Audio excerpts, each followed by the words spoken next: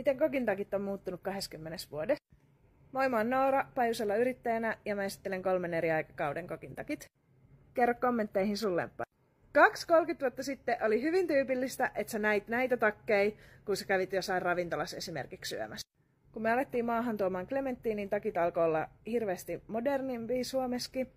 Ja 2010 vuoden alkuaikoina olikin tosi paljon jo näitä nepparillisia takkeja, mutta ne oli vielä tällaisia, missä nepparit oli näkyviä. Sitten oli tällainen hetkellinen vaihe, kun oli näitä vetoketjullisia takkeja, mutta se ei ottanut hirveästi tuulta alla. Pikkuhiljaa alkoi olla enemmän ja enemmän vaan näitä piilonepparillisia malleja. Tämä on esimerkiksi jostain 2014 vuoden kuvastosta. Nykyään nämä kaikki mallit onkin lähtökohtaisesti näitä piiloneppareilla olevia malleja, ja esimerkiksi toi P-sertti on ehdottomasti yksi meidän suosituimmista malleista, koska se on niin rento malli, niin kuin olisi teepaita päällä. Niitä alun 2-rivinapillisia käytetäänkin lähinnä enää edustuskäytössä. Jos Harekalan sisällöt kiinnostaa, niin ota mun tili seurantaan.